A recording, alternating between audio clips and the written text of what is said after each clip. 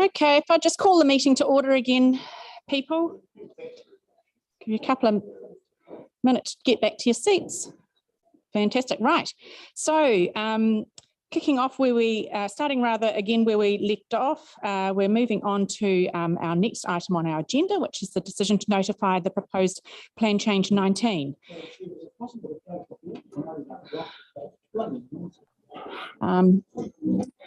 I'd rather not, but because it is a public availability. Yeah. Okay. I think it's appropriate to leave one door open. Sorry, to be a pest. Leave. So Roger, it was just very noisy and we couldn't hear. So we're trying to. How about we open the Karapiro door and shut this door here? Sorry. I just think it's important that the doors remain open because it is a publicly open meeting. Okay, I'll try and speak very loud. Okay, so as I indicated before, our next agenda item is appearing on page 54 of our agenda. It's the decision to notify proposed Plan Change 19, and we have, and Carter's Flat local area plan. We have Tony Quickfall with us. Good morning, Tony. The floor is yours.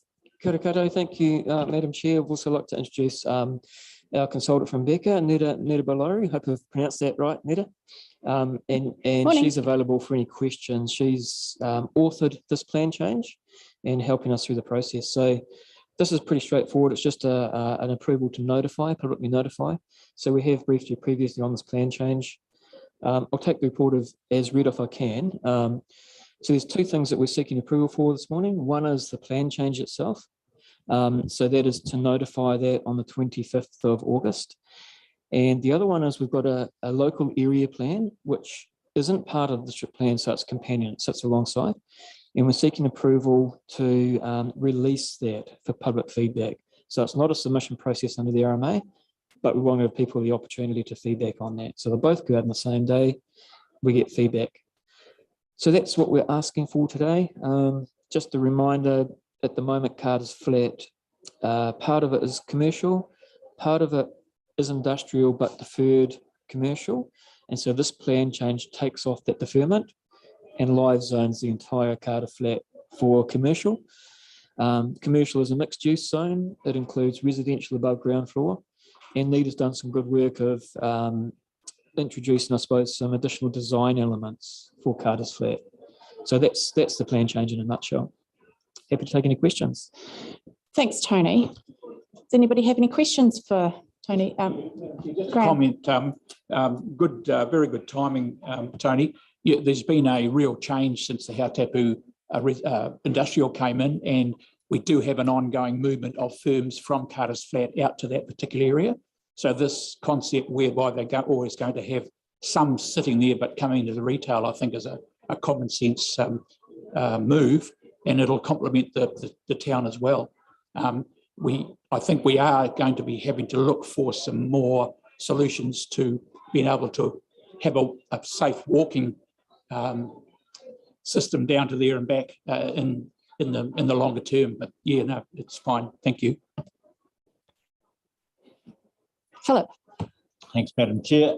It is rather noisy. I agree with It is Graham. rather. They're getting noisier. Thanks, Tony. I think it's just fantastic to see us, you know, rather than building another town centre or shopping centre and things in our town, it's adapting what we've got, utilising what we've got, enhancing what we've got, both in the town centre and Carter's Flat, and bringing it, you know, up to standard and an age group, you know, for our time in the town's history. So it's really great, yeah, to be changing this and help capitalise on both areas and let them grow rather than building something brand new and starting all over again. Thank you. Thanks, Philip. Lou and then Graham. Yeah, I'm just happy to think that this is a positive move, and I think that I don't sit on this particular agenda as a commissioner, so I'd like to say that we adopt this and the notification, if that's possible. I'll move that way. So you're moving the recommendations I will A through to move the D? recommendation A, B, C, and D. Did you want to talk to that, or did you want to second it?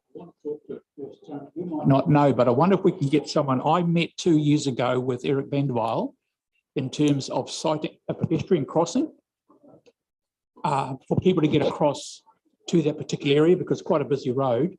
And I just wondered if Dawn could help us. She may not know either, but it's eroding. It was a roading thing. It hasn't gone ahead, and I think that's quite vital if this is going to go ahead. You wouldn't. Would you know? I can help with that. So, Thank so you. the local area plan, it is attached in your agenda. So that includes, I guess, a spatial layout, and a lot of that is focused on roading improvements. So there's a number of intersection improvements. There's a couple of roundabouts that are proposed. There's a walkway up to Alpha Street proposed, and at the bottom of Alpha Street, that's where a pedestrian crossing, I think, is proposed. So I don't know what the timing for that is. We don't have any budget for that at the moment, but this, I guess, is part of the feedback that we're confirming with the community. We've already heard, I suspect that we know what the answer will be, but we want to confirm that, and then that will probably feed next year's annual plan, I imagine, in terms of maybe starting to look at work programs. Don't think it'll be Alpha Street. You've got Duke Street and Queen Street. Yeah. Yeah, But Eric had already identified what they were going to do, and I don't know whether it's been forgotten about, because it was a major that came from the senior council asking for pedestrian access across that busy road, and putting a pedestrian refuge in the road so that if they get it halfway across and then go the other half. But that's all. I can follow that up. Happy to follow that up. Yeah. I don't think it's $1 million. It's reasonably cheap. Okay. So Lou has, you're happy to second? I'll put the motion. All those in favour say aye. Against? Carried. Excellent. Thanks very much, Tony. Thanks, some Nita. great work there. Yeah, thank you. It's a great report. Good work. Fantastic. So then we'll move on to our next item, which is the Civil Defence Emergency Management Quarterly Report from April to June. Not Dave Simon. Morning, Wayne. And Kathy. Hi, Kathy. Nice to see you both. The floor is yours.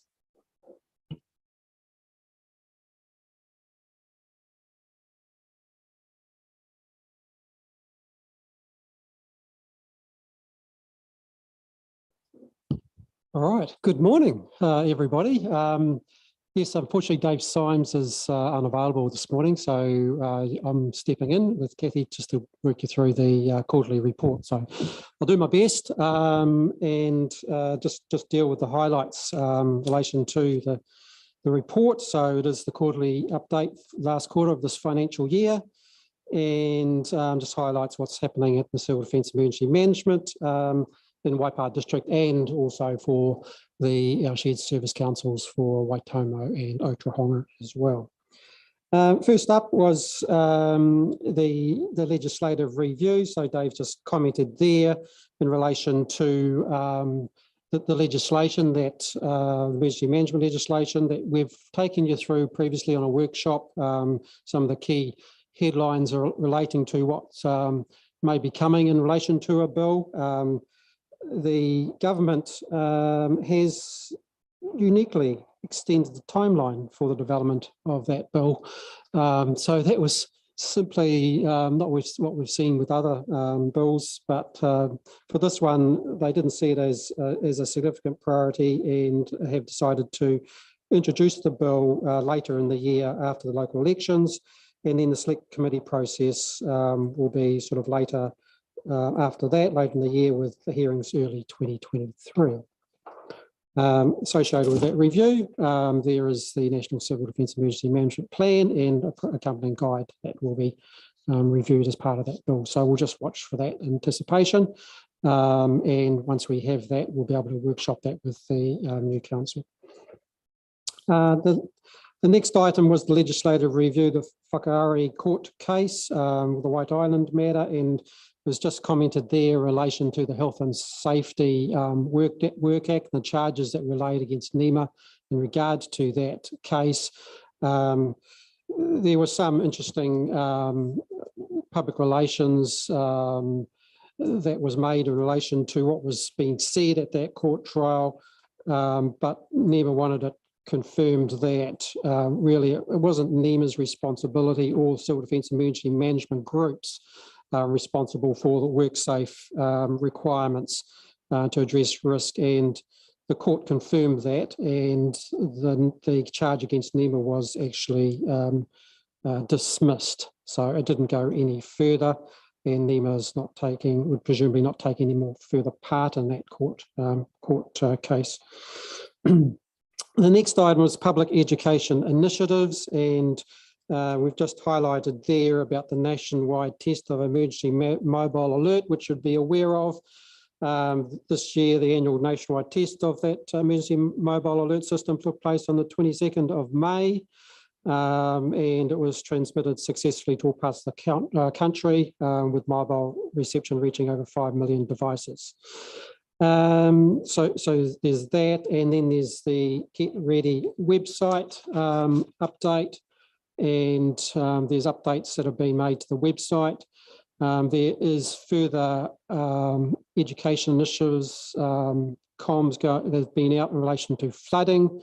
The National Emergency Management Agency objective with the new flooding public education campaign is to make people understand the dangers of the floodwaters and encourage them to stay out. And so they've been producing print, social media and video in relation to that matter. And that's related to the Get Flood Out and the floodwaters are deep trouble. And in addition to that, there's been campaigns on tsunami evacuation zone, long or strong, get gone. The next item is the regional overview and the Waikato CDM Group Joint Committee. I'm sure our representative on the Joint Committee, Lou Brown, could comment further on that. But the government reforms are well underway, and it was really, I guess, for the CDM Group to keep pace with those reforms and input into those reforms at the appropriate times. And so KEG got Becca to help produce a report that was presented, as I understand, to the Joint Committee that identified all the different types of reforms that are going on and how they touch civil defence emergency management, and what influences could the group make in relation to those reforms as they're promoted through discussion documents or bills and being part of the select committee. Because emergency management need to be part of the conversation, particularly on reforms that go to the heart of what they do. So, as I say, Becca Consultants were engaged to provide that policy support and have reported back on that to the Joint Committee. The group work plan is underway as well, and there's been group group risk assessment workshops that have been undertaken. I think, Kathy, you've been to some of those. Yeah. Two of those, yeah. And how have they gone? They've been really interesting. It's been a cross section of people from around the region, working with Jim Tetlow, and he's putting together another 2 workshops that we'll be going through, and these are identifying the risks in our various areas, from coastal to inland, mountains to lakes, and will influence the priorities for the group plan going forward for the next 10 years. Moving on to the Western Waikato Shared Service and the activity around the implementation of the Whisper Communications platform, and there's a go live date end of August on that. Do you want to comment on anything on Whisper? Whisper is something that all the region bought because not everybody has an antenna, and so therefore it was a common messaging tool for all of the CDM people to use. It's been a bit of work for the 3 councils getting it all up to speed, but little bugs have been ironed out, and we're ready to be able to use it now if we need to, but officially from the end of August. Cleo. Thanks, Kathy. Is it available for members of the public or elected members, or is it only for the CDM group? No, it's actually, there is going to be, when it's live, a portal on our website where members of the public can actually sign in and be part of any of the messaging that goes out. Yeah. We're in the meantime, we're using it internally to, we will have what they call distribution lists where we will be able to message out to the elected members, to our EOC people, to our contractors, relevant messages, and it's actually tracks that they've been received and read and replied to. So it's quite handy. It's also good for using things for if you're in the public, you can take photos and send it through of something that's happening real time. And so therefore, if we're having a situation where there might be floods or an earthquake, people can actually take a photo and flick it through the channels. Yeah. Yeah. So like we do have Antenno here. So would you say that for us to just wait until it becomes that in that public portal or something? Yes, and what we did try and do is try and integrate the portals with the Antenno and with the Whisper to see if they can actually not speak to each other, because I don't think they can, but actually be integrated in some way. Moving on to reduction. So they've commented on the staff continuing to actively involve with Here to Help You in the Western Waikato district, and that's a group that provides service to help people in need for any purpose, to be it food, counselling, financial help assistance with pickup or delivery of items. Any comments on that? Well, Here to Help You was born out of the COVID response initially, but it's actually been seen as a much wider, broader facilitation for help in the whole public areas. I think, Mike, you've been involved with some of the principles, and it just means that, and it doesn't matter whether it's an emergency or just somebody in the public that needs some help, they can log into that website at any time and they will be helped within between 4 and 12 hours. Their needs will be assessed and met. So it's not just for an emergency, it's for if you know anybody that's in any stress or trouble, they can contact that Here to Help You site at any time. So next on is the readiness, and so we're just reporting through there that part of this council, and indeed all councils throughout our Waikato region, had put a KPI in our LTPs in relation to getting a baseline assessment of where we are in relation to a response. So how would our emergency operating centre stand up in regard to an emergency if there was an emerging emergency and an undeclared situation, or it became a declared situation. So part of that was to get a baseline assessment of meeting the civil defence emergency management requirements of what we need to deliver in an EOC. And so we all had to do an exercise. By the end of the last financial year, we completed that. And pleasing to note that there was good representation across all three councils as part of our alliance, our shared service arrangements. We had 35 staff from all of those councils involved in that exercise. It was centred around storm events and modelled off flooding and wind issues, similar to Cyclone Dovie in February this year. It was independently assessed by group members, and they are the ones that provide the baseline score. In the LTP, we were looking for something greater than 60%. In the advancing category, we achieved 74%. So really pleased to how we rolled that out and what we delivered. And that report will come through to the Audit and Risk Committee once it's finalised. So the committee members will see it then. So we met our LTP measure. That will be our new baseline measure, 74%, and will be measured again next year and the following years as well. I guess the only other things to talk about, there's a bit of information there about alerts and warnings that we've been through. So I'll just take all of that as read. Information there about COVID-19 and Omicron. So we just do continue to support the Waikato DHB as required in that area. And there's a bit of information there about the recovery fund as well. And in terms of our recovery manager, Sally Sheedy, so she's been interviewed for the recovery manager. He needs to undertake some training first, and then once she's done that training, she'll be recommended for the appointment for to the joint committee as an appointment for a recovery manager, and then there'll be a resolution required from the council to appoint. Other than that, our Councillor Lou Brown might have some comments in relation to the joint committee minutes. Yeah, thank you very much. The first thing I'd like to do is thank you both, Kathy and Wayne and Dave, of course, for that excellent report. We are in a situation at the moment where everyone is. We've got the government changing all the regulations on us. And unfortunately, a lot of these things are siloed. We just made the point at our last joint committee meeting, for example, that where we've got three waters, have they actually considered civil defence in their assertions of what they're going to do? We have, of course, the centralisation of the health service, and that is another area that we have to link with them. We don't have a DHP anymore, so we're going to have to deal with a national body. So all of these considerations have to come in.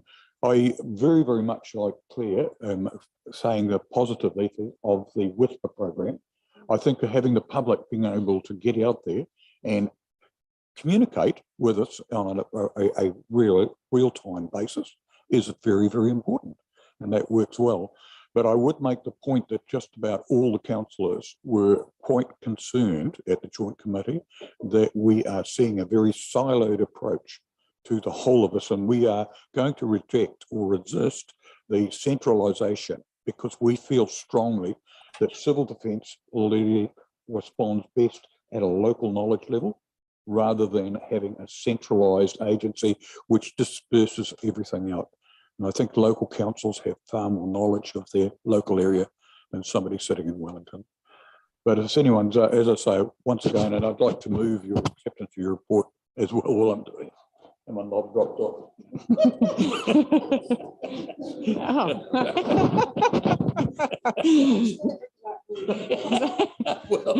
Oh dear, that's funny. I don't think anybody would have seen, but oh, that's funny. Lou's microphone fell off, just for those online and for Roger.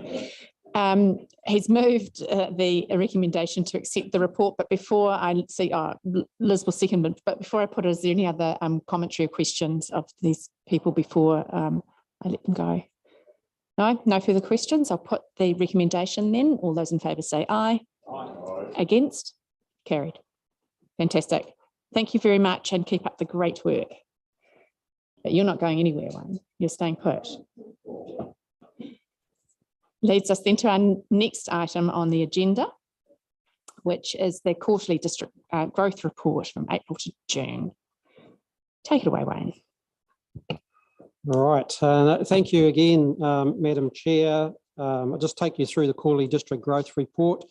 Kirsty will help out as well as we traverse through this report. So, as you know, this is the final quarter of the last financial year, so 1 April through to 30 June 2022. It's just to give you an update in relation to all matters associated with growth in the Waikato district, both national, regional and at sub-regional and district level. You have the recommendation there in subsection 2.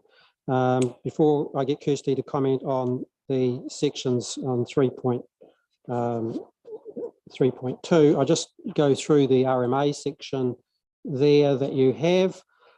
So we've just put in there that, look, there isn't any significant update since the last report in regard to the resource management reforms. Government is progressing with drafting the legislation with a particular focus on governance arrangements for the Joint Regional Planning Committee.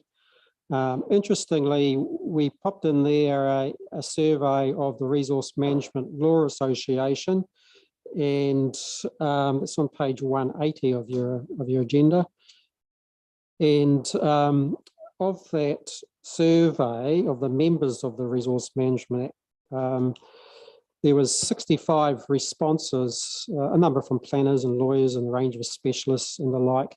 And the results of that is in the table, which is on page 181. And the three highest rated issues are concerns about adequate resourcing for resource management processes of the Joint Committee, achieving balance between resource management objectives and housing objectives. So those are the key concerns of members in regard to moving forward. I also put in there that you've got on the following page 182, Just some information that I picked up from a presentation to the Waikato Mural Forum from the Ministry for the Environment. And there was just some slides in that presentation that just highlighted what the ministry's expectations of the roles of local government or Māori and of central government in the new resource management reforms. But if you're just looking at the role of local government, they still indicate that we're key implementers of the new resource management system. We have critical roles in the development of plans and strategies through the joint committees. We'll continue to be responsible for consenting and compliance monitoring and enforcement. We'll be responsible for ensuring that local voice is represented in the system, and we'll be responsible to make sure the Natural and Built Environment Act functions and processes are cost-effective, timely, efficient, and consistent. I won't go through all the rest, but I just found it quite interesting as an insight there, coming directly from the Ministry for the Environment. We'll obviously wait and see what comes through in terms of the legislation. Our wish was that any bill that was put to the communities and councils, that we had opportunity to comment on that, but whether it just ends up commenting through by the select committee process, we'll have to wait and see. It'd be unfortunate if it's a lot later. I'll get Kirsty just to comment quickly on sections 3.2 and part of section 3.3. Through you, Madam Chair, there's really not a lot to add. Having taken the report as read, but just to note that we are separately reporting to you and have done in terms of endorsement of the future-proof strategy, 3 waters, and you've also had workshop sessions in relation to transport. So we will be providing further updates as that work is progressing. Just you'll be well aware that staff are contributing to future-proof through involvement in working groups, David Topman and Tony Quickful in particular, in respect of now work that is commencing on the future development strategy. So we will link back in with you and update you on that work as it progresses. Happy to respond to questions. I had asked David to be available online, but he is having some internet issues. So if you've got questions I can't respond to, we'll come back to you. Thank you. Through you, Madam Chair. I noted with the future-proof reporting that it's on the bottom of page 183. The staff is currently working on establishing a monthly monitoring of development using building consent information, which will help support some of the other stuff that's required by central government about, capacity, I guess, and stuff like that. I just want to raise an issue, especially with Wayne being here too, because with one of the resource consent hearings that we had for Te Mutu, was a big question on how many sections were actually available. And the staff reported that they had the building consent information, but they couldn't say how many of those sections were actually the general public could buy at this point in time. And so if this work is being done, I've just felt that's really critical to have, because there was a question of, well, yes, it's all very well to say that there's 300 sections there, but they've all been pre-sold, there's none available to the general public and things like that, because that's really relevant when you're talking about the potential for the price to be bid up, because there is a lack of supply. So my plea is, is there any chance of that kind of detail being worked into the design of that kind of monitoring? Yeah, I mean, you might have some comments, Wayne, that it's through you, Madam Chair, look, that is a real difficult area, as you know, because we don't keep that type of record. We issue subdivision consents, we release 223s, surveys, plans, 224 certificates when conditions are complied with. Sections may be pre-sold even before we go down those processes, and they may be sold after those processes, but we don't, we'd have to liaise with the owners and the real estate agents to actually probably extract that level of information that you're seeking there. Certainly, understand what you're saying, because a lot of the sections are pre-sold and there's not a lot that are left if there's a shortage of the shortage of sections in the town. So it's just not information that we hold, I guess. Not sure if the work that we're going to be doing in that space is going to solve that problem for you, but I take the point. I think there's an opportunity if you're working out if there's new monitoring, how could we do it? I mean, that's the kind of information that would be really helpful, I think. I mean, I don't know if central government is kind of expecting that's the kind of information they're looking for. Yeah, I realise that there are limitations to the existing processes or systems that you have. You, Madam Chair, noted that question and feedback clear, and just a response from David. We are bringing a workshop on housing to you on the 9th, so we can look to feedback through that. Thank you. Yeah, thank you, through the chair. Look, it's more a comment and it's slightly outside of us, but it's just a thank you to Wayne and his team who addressed a group of principals over in Cambridge. I think it was last week, and it was all around strategic growth, and particularly around schooling and opportunity around land parcels, etc., that are quickly disappearing. So, hey, just thanks to you and the work that went into that. The ministry there as well. It was great to have everyone in the same room. But around that strategic planning and strategic growth, opportunities are going to be quickly lost with the way residential properties are. These big subdivisions are coming online, and of course, those people who own those want money out of them, and so it was nice to have the detail and to put that really in front of the ministry of the urgency of the growth over in Cambridge and the opportunity that is quickly going to be lost in terms of decent sites for future schools. So thank you. Yeah, thank you for that. Yeah, I certainly left the message with the ministry there that if they wanted more land for the Cambridge High School, then they need to act reasonably quickly before Cambridge North is completely full. I'll just carry on, Madam Chair. So thanks, Kirsty, for that contribution there. So just moving on to the E-plan. So we're on to page 184. Look, I'll take some of this as read, but the E-plans go live date in January 2023. We've got solutions in terms of our issues that we had, and the comms plan will go out at the time. The national directions, so as you know, we'll have a special SPMP committee meeting scheduled for next Tuesday, 9 AM, for you to consider a notification report in that regard. Other plan changes, I think they're pretty well traversed with you. Plan change 17, the Hautapa Industrial Zone. We'll talk a little bit more to you about that later in the day. We've just had plan change 19, the commercial zone for Carter's Flat. Plan change 21, you know that the time adjustment has been made to that plan change, pushed out to allow us to concentrate on PC 26, the current matter before us, and looking forward plan change 21 to be notified more likely early next year. And plan change 23, Kapakainga draft scoping report for that plan change is nearing completion. And then once we get that, we'll be assessing the next stages for that plan change.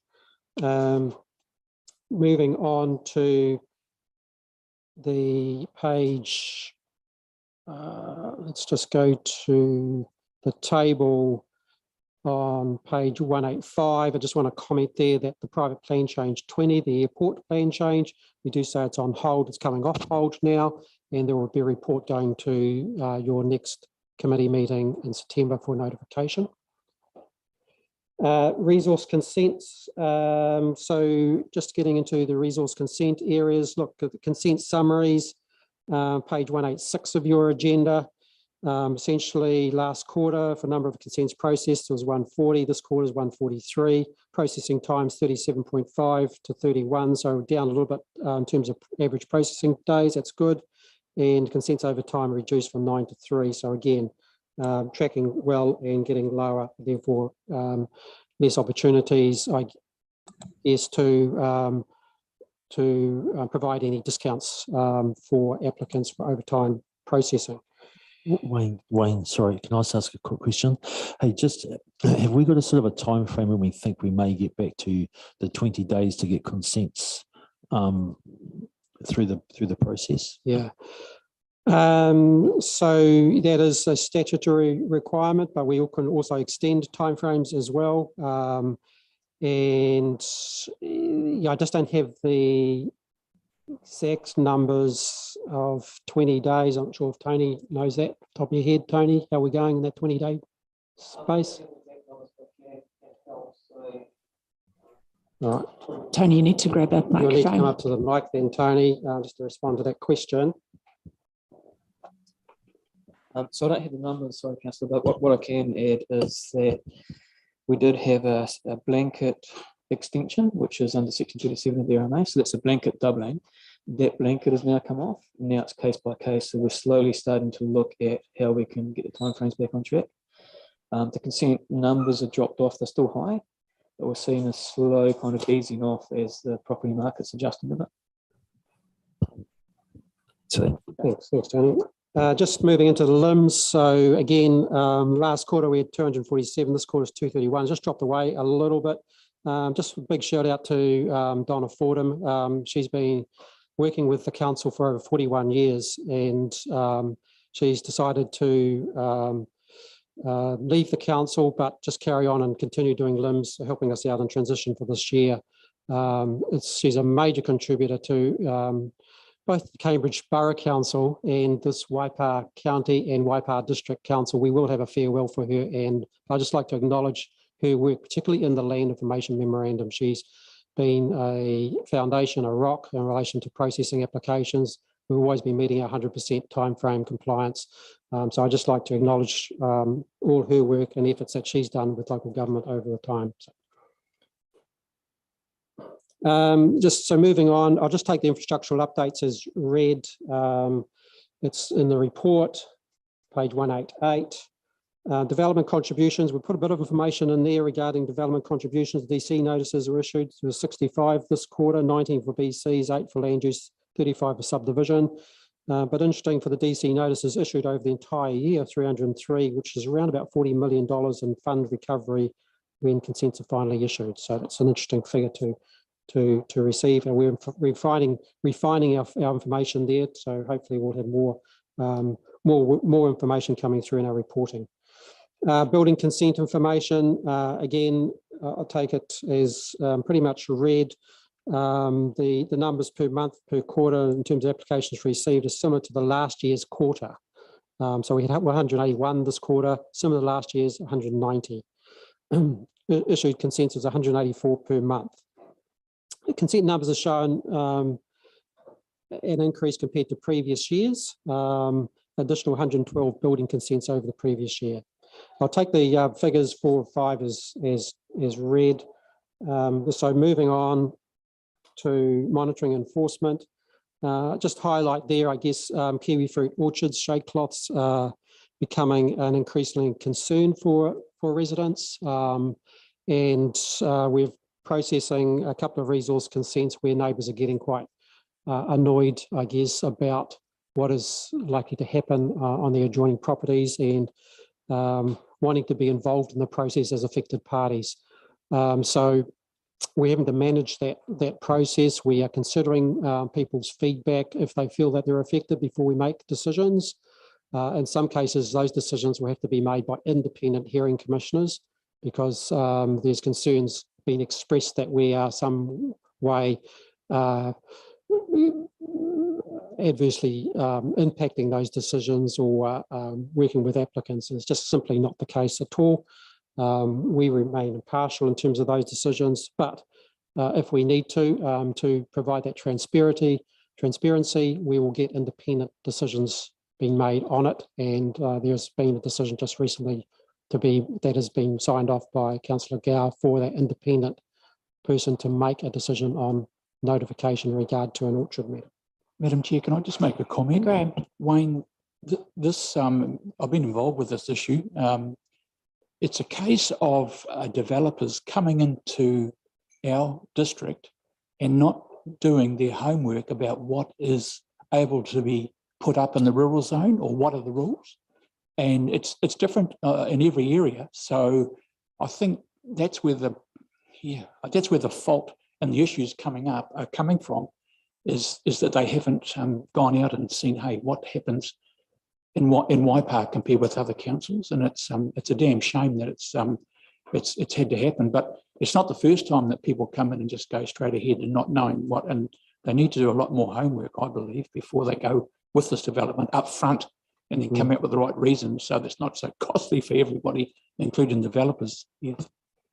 Yeah, pretty wise observation. I also, I'm just mindful of some of the comments made by some rural residents during the Cambridge Community Board rural tour, and they were quite concerned, obviously Kaukokis largely, and for the most part around the issue of water and availability, and what sort of checks and balances were there in place around water supply for these farms that were going from invariably livestock farming into horticulture, and how was that going to affect water supply and what requirements were, obviously, and it all lies at the feet of the regional council, of course, but, trying to work with our farming community to understand that that's where those decisions rest, but getting clarity around it. And it would be good if people coming into the community actually knew that these were concerns along with our setback rules.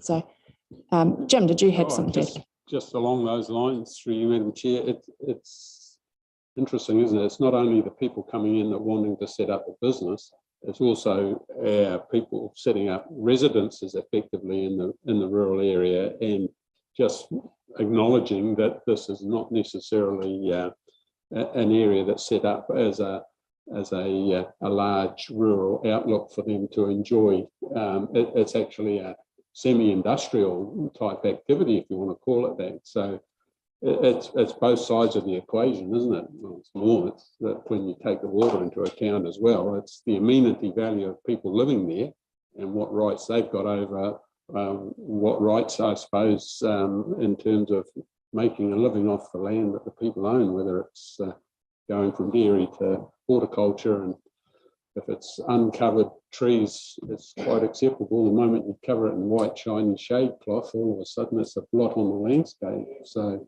it's a big education right across the board. Through you, Madam Chair, you'll know better than me, but I think the Pukiruma scheme was set up 30 years ago for horticulture, mostly to grow apples, and it never happened. But I went out there for a drive in the weekend, and there is just piles and piles of pipes and overflow. There's just truckloads of it. So whether they've got a resource consent to take that much water out of the scheme, I do not know. But it's going, holy. And on top of that, you've got massive piles of, what do you call it, poles, to hold the shade cloth up. It's a massive operation, Yeah. Well, right, Graham, the initial Pukiruma scheme was set up for irrigation, and there were so few farmers took up the irrigation water. There was a very, would be 2 or 3, I think, took up the ability to irrigate from it, to the extent, Martin's not here now, that the pumps that were into the river were just so underutilised, they weren't working properly, because all it was doing was producing water for domestic use, really, rather than the expected irrigation, as you say, for orchards in particular. So yeah, that was definitely the reason for the rural scheme initially. Claire. Thanks, Wayne. On resource consents, Waikoha Station, it's still not been resolved by the look. It's still, awaiting a decision. I think it's 220, page 220. Yeah. In process. I don't have the detail around that. It's still, I can find out where the status of that one is. Yeah, because it has been going on for some time. Yeah. Right, we'll make a note of that and come back to you and give you an update on that. Just look to round off, and I'm just conscious of time, and I just really wanted to round off on the animal control section. So page 192 of the report. Look, firstly, just apology because we have transposed some incorrect figures in our appendix 5 and 6 in relation to the animal control section in the quarterly statistics. We will get out some amended copies of appendix 5 and 6 as it relates to animal control. The only point I just want to make there, I just got an update on our dog registrations rates for animal dogs. Essentially, we're at about 89.2% so registered. So approximately around 1,000 that are not registered. We've sent out a reminder letter will go out shortly to those folk. Penalties will apply, but we have done considerable amount of communication prior to the registration date. We have done emails, reminders, we've used Anteno, we've used Facebook, we've done press releases, so a whole raft of issues. So it's pretty good, really, in terms of registration rate. We just need to work on that that last 10%, effectively, the 10%. Thanks, Wayne. We have had distributed to us an updated a bunch of statistics, which will then, when it comes to recommendation, have to make reference to. But Claire. It's a quick question, Wayne. Under the animal control, are the bin and sign requests is a big increase? And yeah, it's gone up to 31, whereas the previous quarter it was only 7. And I was just concerned that perhaps a change is needed for perhaps emptying the bins, or I don't know, the sign's been damaged or stolen. I don't know, but it's just a red flag really that it's gone up so much. Yeah, page 227. Yeah. Okay. I'm not sure if there's any sort of COVID thing going on there, but I can ask if there's any sort of anything that's relating to that that particular point. So I'll get a response back on the bins. I just don't have my team here to respond to that sort of level of inquiry. The only final point I'd make, Madam Chair and councillors, I attended together with some other staff the Cambridge Farmers Market on Saturday, and we got good response from members of the community for feedback on the dog control policy and bylaw. It's just one of 4 events that we're undertaking with our community, and that's just for pre-consultation. We'll have another round of formal feedback opportunities through the submissions process. Once we've gathered up the feedback, made some amendments or proposed amendments to the draft policy and bylaw, then we'll go back out to the community. So no, just yeah, I think it went pretty well. It was a great event. A lot of people came up and talked to us about the situation for dogs in Cambridge in particular, but in other parts of the district as well. And so we both got a lot of verbal feedback, and a lot of people took the forms away as well. And we'll supply that information later. And also took the opportunity to put stickers on maps about whether we ought to change particular areas from dogs on lead or dogs off lead, or that sort of thing. Great. Just in a minute, Marcus. I wonder whether maybe that increased statistic or request for bins is related to the dog control. I was trying to do my dates there, because I know that I've been sort of following a bit of the commentary online, and there have been a lot of people even online saying there should be more bins available and what have you. So I'm wondering whether it's as a result of that kind of dialogue. Yeah, certainly some points came through on Saturday from people about having more bins in certain locations. Yes. So we picked up those sorts of comments as well. Yeah. So that's the report, Madam Chair. Just the report be received as part of section 2. Excellent. Thank you, Wayne. Marcus, did you have a question? I've just got a question, Wayne. With the amount of attacks on adults and stuff like that, how come we're not seeing any hearings coming through for dog control stuff? Because I think I've only had one this year. And also with the food and health premises, do you know when the rollout's going to be for the, this is an A grade place or a B grade place for restaurants and cafes?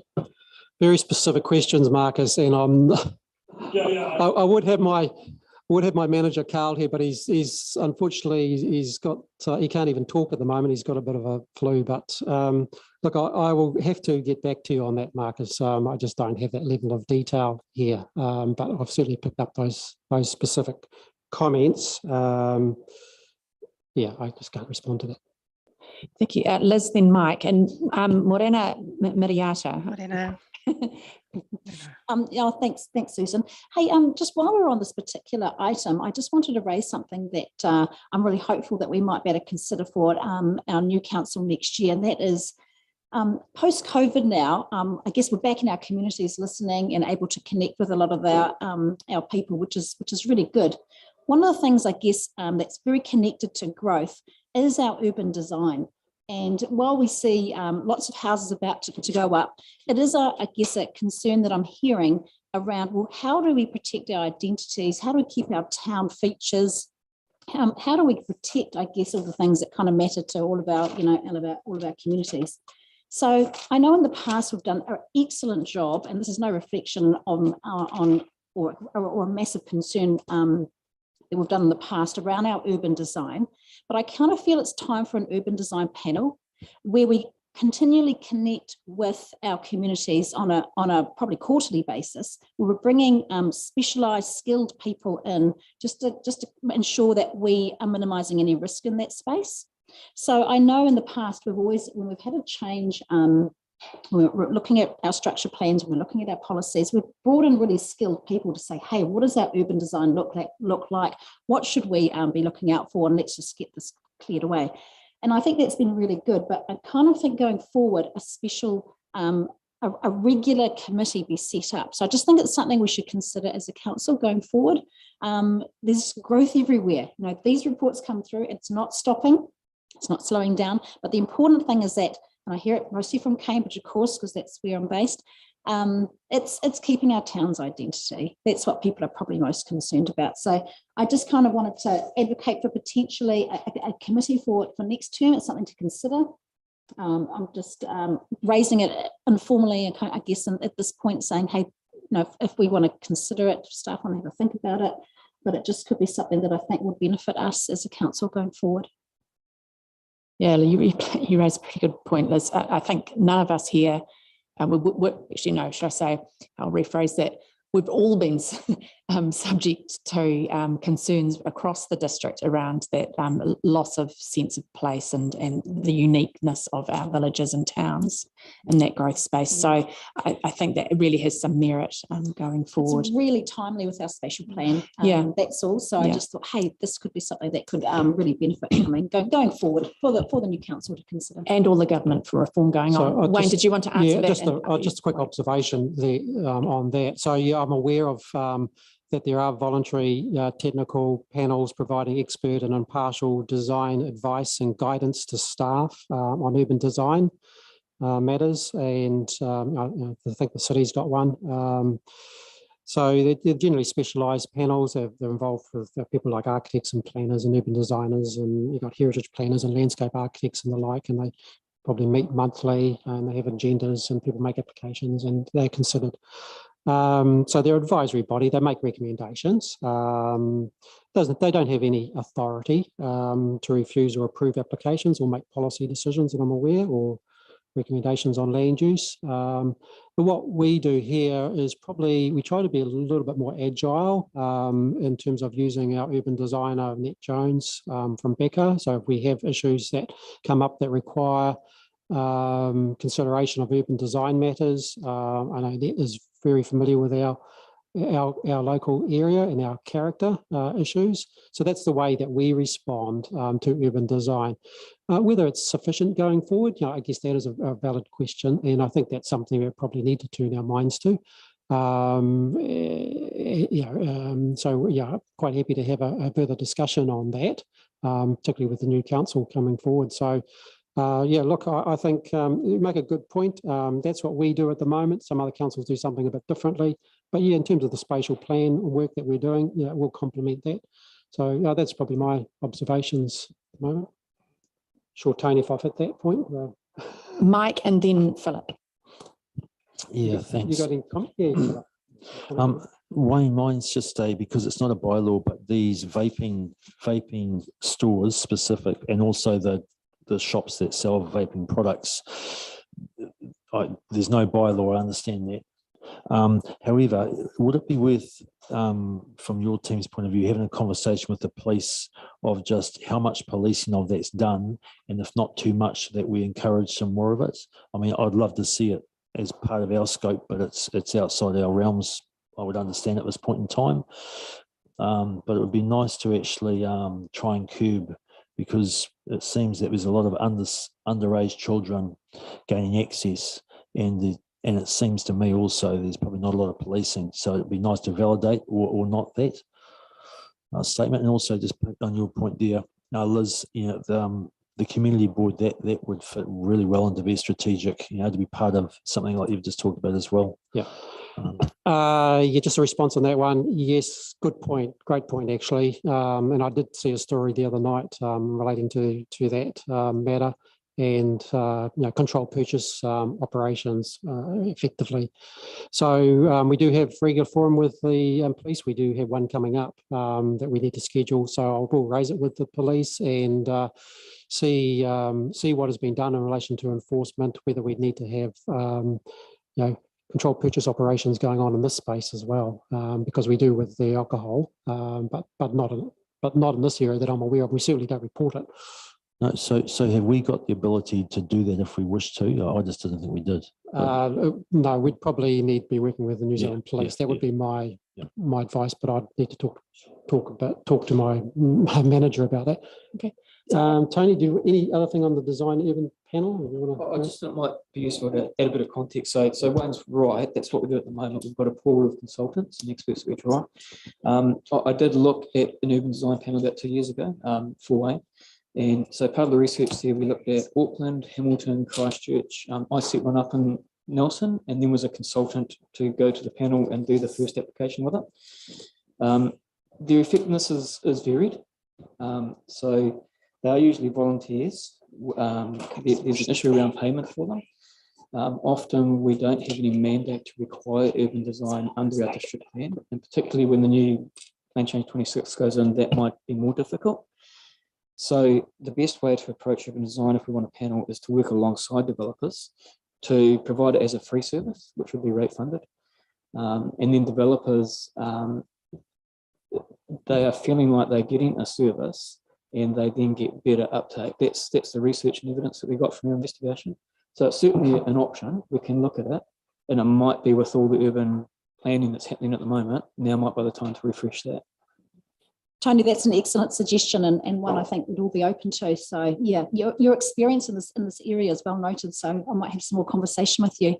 Just going back to the vaping, and I've had a conversation with a number of building owners in Cambridge actually, and I just kind of want to put a little bit of a plea out there. If you are a business owner and you have your commercial building in the CBDs available for rent, please think very carefully around, who you are, setting up business for, because I'm starting to see vaping pop up in our towns. There's no secret I'm, very against, this. I see now primary students being stood down in our communities for vaping. This is extremely concerning to me. So, our building commercial owners, this is an opportunity for them to stand strong and say, hey, we will not necessarily, let out our space to, to something like this. But on the other side of it, I appreciate that vaping does help some people, but I would not want to see an increase of any more stores in our communities from what we have from now. Yeah, thanks, Liz. Certainly a hot topic. Philip's been waiting patiently, and then Claire. Thanks, Madam Chair. I was sort of going to withdraw what I was going to say, but anyway, really endorse what Liz mentioned about the panel and talking to various other stakeholders and residents. I mean, each project in our town is going to be something going to be more successful than others. With the new rulings with the residential building, some of those houses that are multi-storied, and even the new hospital, the new hub, the health hub. That's going to be an amazing project, but that's our main entrance to town, and it's an unbelievably modern building, and is that the right fitting? So for our town, but the whole thing right across the board needs to be looked at in that ministry land too. So yeah, urban design is huge. Yeah, the only comment I'd make there is not that we're not doing it. We are, but we're doing it through our urban designer. It's a question of, is there a better way of doing it? I suppose in terms of getting it looked at in terms of other opportunities for urban design considerations through a panel approach. So I think we'll just need to reflect on the comments and bring that matter back to the council at some future point in time about our recommendations in that space. Yep. Great, thank you. Claire. It's kind of related to those things, but also a little bit different because it's to do with the medium density legislation, because I'm concerned that new development is going to be easier to do multi-storey in greenfield, and I don't want to see our towns become donuts. And so I think the time is right for there to be some work done to incentivise that higher density as close as possible to the CBD or even part of it. Now, I did see some resource consents coming through that are along those lines, you know, where you've got mixed use, with commercial underneath and residential above. But I'm not sure whether or not it's possible to do more to encourage that, because it's linked to placemaking as well. Absolutely, because at the moment, you know, those CBD areas are integral to the identity of our communities. But I think it's opportune. It's a great time to do some work to see, well, how can we lead this so that we set it up for developers to see if they do want to do a mixed use development, that it is in the CBD and it is, I don't know, incentivized or encouraged in a way that will have some parameters around it, safeguards, you know. But I mean, that's what we need to be looking at. It's not enough for us anymore to have growth cells that are, you know, on the edges. We've got to be looking at how can we design for development in the centre that's going to deliver on those outcomes that we all know, you know, are expected now. Yeah, so it's clear. Okay, there being no further discussion, turn our minds then to the recommendation there to receive Wayne's report. There's going to be a slight addition to the end of that recommendation to insert the wording and the updated statistical information in relation to pages 49 to 55 of the report as presented at the meeting. Just to acknowledge that we have received extra information here today. Mark's going to move, Marcus is going to second. All those in favour say aye. Against? Carried. Excellent. Thanks, Wayne. Thanks for your work. So that brings our meeting for today to a formal close. But before we break and head off to our workshops, I believe we've got Haven online. Now, I assume everybody has caught up to speed with the fact that Haven is leaving us. Yeah, I know. If yes, he has been poached, just like an egg. And